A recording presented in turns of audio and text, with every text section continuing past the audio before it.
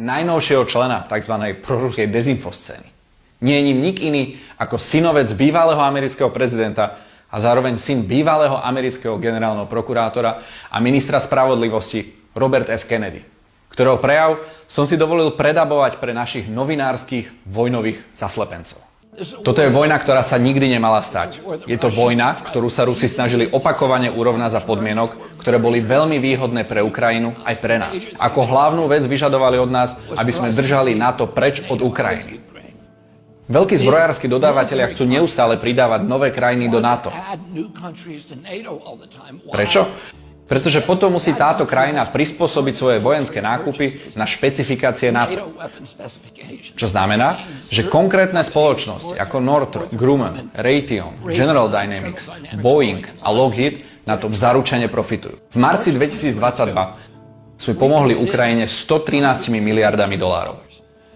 Len aby som uviedol príklad, za 113 miliard dolárov by sme dokázali postaviť dom takmer pre každého bezdomovca v tejto krajine. Odtedy sme prispeli ďalších 24 miliard pred 2 mesiacmi a teraz prezident Biden pýta ďalších 60 miliard.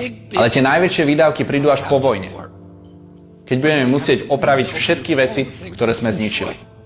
Mitch McConnella sa spýtali, môžeme si naozaj dovoliť minúť 113 miliard dolárov na Ukrajinu? A on odpovedal, žiaden strach, tie peniaze v skutočnosti nejdú na Ukrajinu, idú výrobcom americkej obranej techniky. Takže práve priznal, že to je schéma na pranie peňazí. A kto myslíte, že vlastní všetky tieto spoločnosti? Áno, BlackRock. Tim Scott počas republikánskej debaty povedal, žiaden strach, nie je to dar Ukrajine. Je to pôžička. Zdvihnite ruku, pokiaľ si myslíte, že túto pôžičku nám niekedy vrátia. Jasne, že nie. Tak prečo to potom nazývajú pôžička? Pretože ak to nazvú pôžička, môžu uplatniť podmienky pôžičky. A aké podmienky sme im nastolili? Poprvé, extrémny program šetrenia, takže ak si chudobný na Ukrajine, ostaneš už chudobný navždy. Po druhé, to najdôležitejšie. Ukrajina musí poskytnúť všetok štátny majetok na predaj nadnárodným korporáciám, vrátane všetkej poľnohospodárskej pôdy, suverene najväčšieho statku v Európe na Ukrajine. 1000 rokov sa válčilo kvôli tejto pôde. Je to najúrodnejšia pôda na svete. Je to obilnica Európy.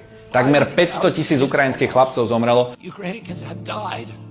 aby udržalo túto pôdu Ukrajinsko. Skoro určite nevedeli o podmienkach tejto pôžičky. 30% pôdy je už dokonca predanej. Kupcami boli DuPont, Cargill a Monsanto. Kto myslíte, že vlastní všetky tieto firmy? Áno, BlackRock. A potom v decembri vypísal prezident Biden kontrakt na obnovu Ukrajiny. Kto si myslíte, že dostal túto zmluvu? BlackRock. Robia to priamo pred našimi očami a už im ani nevadí, že o tom vieme, lebo vedia, že im to prejde.